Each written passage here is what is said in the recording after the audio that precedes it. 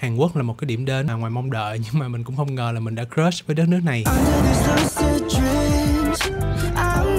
Thị trường nghệ thuật ở Seoul đó thì người ta cũng đang nhắm đến top đầu của châu Á.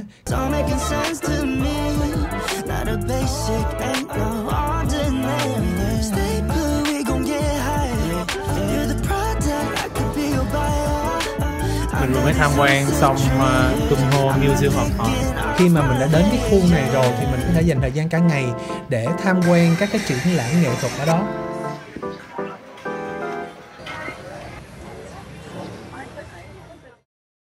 Thủ đô Seoul theo mình là nơi lý tưởng nhất ở Hàn Quốc để tham quan các cái bảo tàng và gallery nghệ thuật. Ở Seoul là một cái thành phố mà có sự giao thoa mạnh mẽ giữa những cái nét văn hóa truyền thống và những cái nét hiện đại bậc nhất của đất nước này. Thị trường nghệ thuật ở Seoul đó thì người ta cũng đang nhắm đến cái vị trí ở trong top đầu của châu Á, cạnh tranh với cả Hồng Kông. Ngoài cái thuận lợi về việc sử dụng giao thông công cộng thì Seoul còn có một cái điểm mình rất là thích. Đó là họ có một cái khu ngay trung tâm thành phố luôn, tập trung rất là nhiều gallery và bảo tàng nghệ thuật. Mình chỉ việc bắt train đến gần đó, sau đó xuống đi bộ khoảng vài trăm mét là tới. Khi mà mình đã đến cái khu này rồi thì mình có thể dành thời gian cả ngày để tham quan các cái triển lãm nghệ thuật ở đó. Ngoài Seoul ra thì mình có đến thành phố Paju. Đây là một cái thành phố nằm ở phía bắc của Seoul và đi bằng giao thông công cộng thì mình chỉ tốn khoảng 2 tiếng là tới. Thì đối với mình đây là một cái khu vực rất là đáng để lưu tâm nếu như mà bạn có nhiều thời gian và đặc biệt là nếu mà bạn đã đến Seoul nhiều lần. Ở trong phần 2 của series này thì mình sẽ giới thiệu với các bạn các điểm đến ở trên bản đồ Google Maps trước. Sau đó thì sẽ show cho các bạn xem những cái video của từng địa điểm sau nha. Mình đang mở trên bản đồ cho các bạn xem. Đây, thành phố Seoul, đây là cung điện Gyeongbokgung ha, cung điện lớn nhất của Seoul, rất là dễ thấy ở trên bản đồ. Và đây là phố Samcheong-ro, là cái nơi mà mình nói á, là tập trung rất là nhiều bảo tàng và gallery nghệ thuật. Các bạn nhìn, nếu mà các bạn đọc thì các bạn sẽ thấy rất là nhiều bảo tàng gallery ở đây. Gần đây thì có hai cái trạm metro là Anguk Station và Gwanghwamun Station. Mình thì đã đi thử cả hai trạm này. Cái option thứ nhất á, là mình đã đi trạm Anguk á, thì có thể đi bộ nhanh đến luôn làng cổ Bukchon-hanok lẫn cái khu Samcheong-ro vừa rồi. Và cái đường đi bộ thì nó rất là dễ chịu. Trên đường đi thì các bạn cũng tham quan được nhiều cảnh đẹp. Cái option thứ hai á, là mình đi trạm Gwanghwamun. Thì đi cái đường này thì các bạn có thể tham quan quảng trường Gwanghwamun. Quảng trường này rất là hoành tráng và có hai cái tượng vua. Mình có cảm giác hơi giống như là đi phố đi bộ Nguyễn Huệ ở Sài Gòn vậy, nhưng mà cái tỷ lệ nó lớn lên gấp 10 lần. Đây cũng là một cái đoạn đi bộ khá dài á, nên là trừ phi mà các bạn muốn tham quan cái cung điện Gyeongbokgung trong lịch trình của mình thì các bạn mới chọn option này ha. Mình vẫn thiên về cái option là đi bằng trạm Anguk hơn. Tất nhiên đây là mình đang nói là đi bằng train ha. Nếu mà các bạn đi bằng bus thì các bạn có thể tới nhanh hơn những cái điểm gần đến. Và sau đây sẽ là những hình ảnh cụ thể hơn ở những nơi mình vừa ghé qua.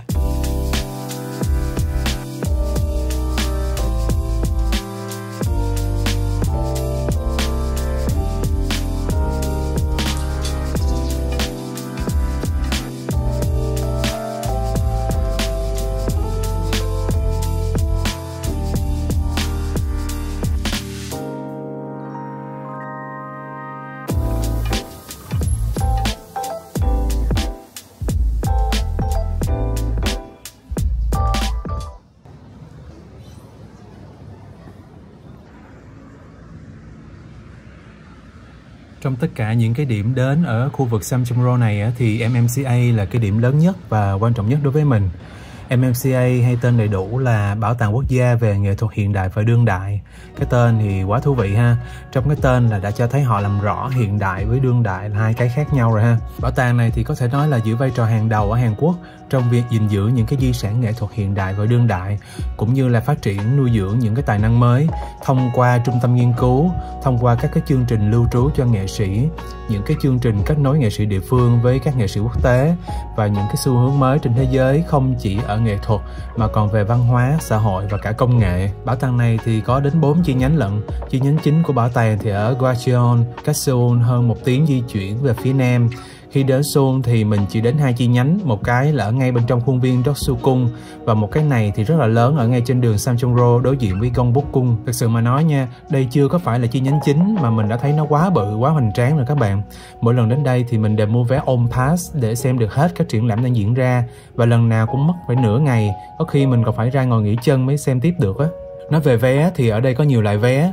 Cơ bản là có vé để xem từng triển lãm hoặc vé All Pass là xem được hết trong một ngày. Bạn nào định dành cả ngày ở đây thì cũng ok nha. Đi xem rồi đi ăn trưa uống cà phê rồi quay lại xem tiếp. Xong lại ghé nhà sách ngay trong bảo tàng. MMCA thì cũng như nhiều bảo tàng ở Hàn Quốc á, thì họ cho chụp hình nhưng mà không có cho quay phim. Đó cũng là lý do mà cái khúc này các bạn thấy mình có những cái đoạn mình chạy hình chứ không có show video. Thì các bạn thông cảm nha.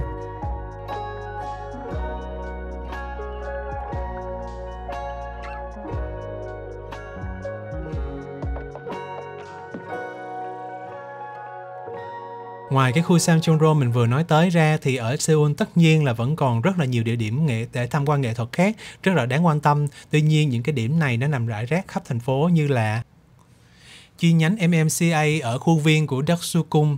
Ở chỗ này thì mình cũng có vào rồi. Chỗ này rất là lớn đó các bạn. Không gian triển lãm ở đây gồm những 4 tầng với mỗi tầng gồm khoảng 2 gian trưng bày. Bảo tàng quốc gia Hàn Quốc,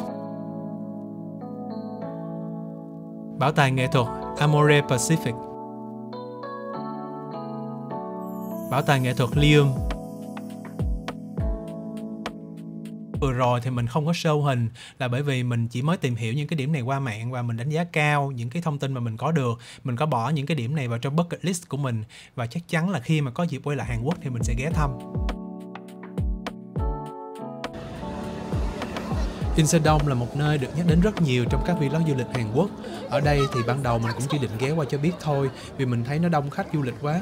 Với lại hàng hóa họ bán cũng có vẻ thiên về đồ thủ công mỹ nghệ, đồ decor trang trí nội thất hơn là tranh nghệ thuật. Tuy nhiên sau đó thì mình có vào vài triển lãm ở các gallery nhỏ tại đây và mình thấy ồ cũng được quá chứ. Nói chung khu này cũng hay, có tất cả mọi thứ liên quan đến cái đẹp ở rất là nhiều mức độ khác nhau.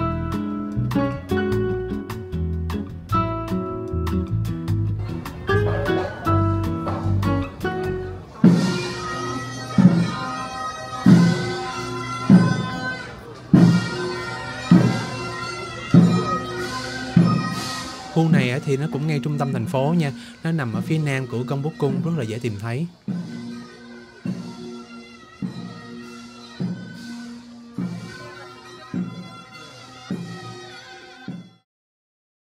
Thực ra trước đây ở trong đầu mình hoàn toàn không có biết gì về thành phố Paju cho đến khi mình tìm hiểu về bảo tàng Kim Joong-gi. Thì Kim Joong-gi là một cái họa sĩ thần tượng của mình và đáng tiếc là ông đã mất vào năm 2022. Thì sau khi ông mất thì gia đình và đồng nghiệp của ông mới xây dựng một cái bảo tàng riêng cho ông. Bảo tàng này nằm trong khu một cái công viên nghệ thuật có tên là Haeri Art Village. Và cái công viên này thì nó nằm ở thành phố Paju, cho nên mình đã lặn lội đi từ Seoul lên Paju để tham quan bảo tàng này. Cái khu vực này thì nó rất là xa khu dân cư, cho nên là nó có cảnh thiên nhiên rất là đẹp. Những bạn nào mà thích chụp hình với lá vàng, lá đỏ mùa thu thì các bạn nên đến đây nha. Trong cái khu vực Haeri Art Village này á, thì ngoài bảo tàng Kim Joong-gi ra, nó còn có rất nhiều gallery và bảo tàng khác với những cái chủ đề phong phú khác nhau. Mình đi chơi ở đây thì nó rất là rộng, đi từ sáng đến chiều cũng đủ mệt. Và cái thứ hai nữa là khi mà đến khoảng 4 giờ chiều mình nghĩ là bắt xe đi về Seoul là vừa, chứ không thôi là nó vào giờ cao điểm sẽ kẹt xe.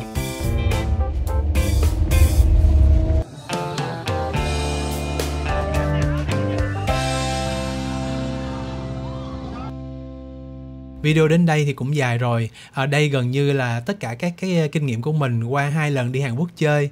Hy vọng những cái kinh nghiệm này sẽ hữu ích cho những bạn nào thích du lịch tự túc Hàn Quốc và có cùng sở thích tham quan các triển lãm nghệ thuật, tham quan các bảo tàng và gallery nghệ thuật giống như mình. Ở trong kênh của mình thì vẫn còn những cái vlog cũ quay cụ thể chi tiết từng trải nghiệm của mình khi mà đến từng địa điểm ha.